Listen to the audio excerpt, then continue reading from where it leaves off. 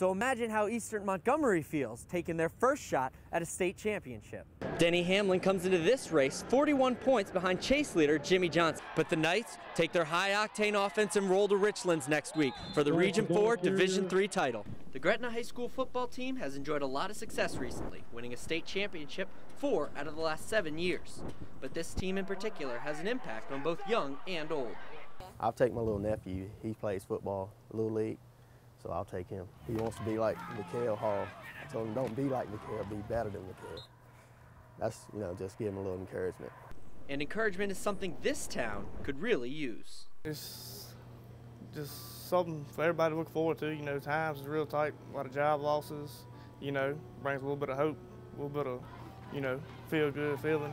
Those feelings aren't just for the players on Saturday. Even alumni are excited about this year's team. Well, I went to Gretna High School, and I'm very excited to see them get themselves on the map.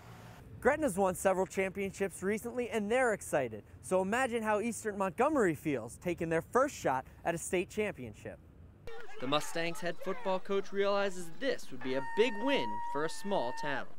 A lot of people don't realize, we're the smallest school in our district by far. It's not even close.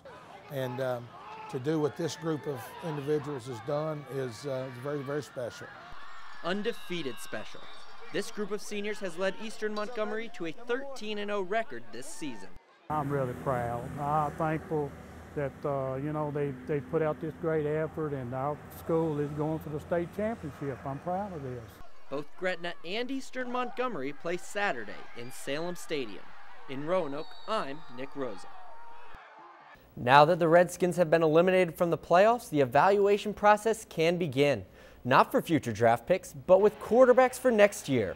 Mike Shanahan has benched Donovan McNabb for Sunday's game against Dallas and said he may not even be on the roster next year. He said he wants to see what now starter Rex Grossman can do. McNabb is listed as the third-string quarterback this week. The Mount Union Purple Raiders play in Salem Stadium almost as often as the Spartans, and that's saying something since they're from Ohio. They've played in the Stag Bowl 14 times since it came to Salem in 1993. If you do the math, they've only missed it 3 times. But on this trip, Mount Union couldn't stand up to the surge of Wisconsin Whitewater and fell short of their 3rd straight Division III college football championship. Lavelle Kopich rushed for a title game record 299 yards and 3 touchdowns to help Wisconsin Whitewater claim its 3rd Amos Alonzo Stag Bowl trophy in 4 years. Mount Union was held scoreless in the second half as the Warhawks scored the last 21 points of the game to win 31-21. The Warhawks and Purple Raiders have faced off in the last 6 Stag Bowls. From the field to the court, the Hokie women hit the road and take on William & Mary this afternoon, and the ladies got their money's worth out of the trip using every second on the clock and then some. In 2 overtimes, they took down the Tribe 94-78. Meanwhile, the VT men also tipped off today down in the Bahamas, battling the Bulldogs of Mississippi State. The Hokies led by as many as 33 points in the second half of a complete team effort, with 5 players scoring in double figures. Hokies win 88-57, improving to 6-4 on the season. And the Radford men also hit the hardwood tonight, down south against the UNC Wilmington Seahawks. They weren't quite as successful though, losing 64-50. Stay with us, we'll be right back.